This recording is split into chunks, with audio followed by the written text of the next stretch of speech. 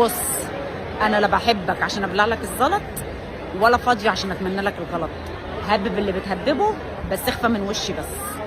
مش الناس تخش لي هنا يقول لي صلاح عبد الفتاح بيه في بلده وفي كل مكان ياخد كام وتسيب فلان. والله العظيم ما كنت المقصود، كانت مصر المقصودة والمعلم المصري المقصود.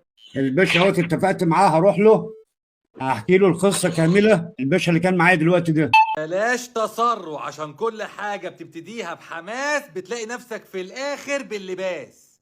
مقدرش حد يروح لولية نعمته، اتنين هم هناك بيصرفوا عليه، واحدة من الإمارات واحدة من السعودية، معيشينه فاتحين له بيته. بعد ما كانلوش بيت بينام في القطر وبينام تحت الكباري، أصبح له بيت. يا يروح ازاي؟ لا يجي لنا. أنا يا حرامي نعرفك لو من بعد ميل. معروف إن أنت حرامي من أول ما بصيت على عينيك المبعرمة العتصغي ووشك المسحوب العامل زي الحديدة المصدية وصوابعك اللي هتلعب في بعضها زي المغناطيس. عرفتك إن أنت حرامي حرامي. أنا لسه لحد دلوقتي ما تناولتهاش ومش هتناولها. أنا هجيب لها واحدة زيها تتناولها.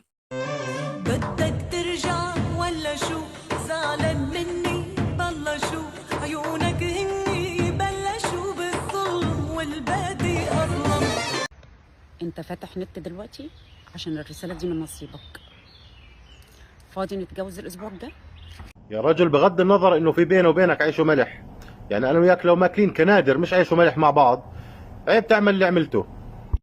صدق اللي قال ناس بتفكرها ذهب بتعاشرها بتطلع أبو لهب.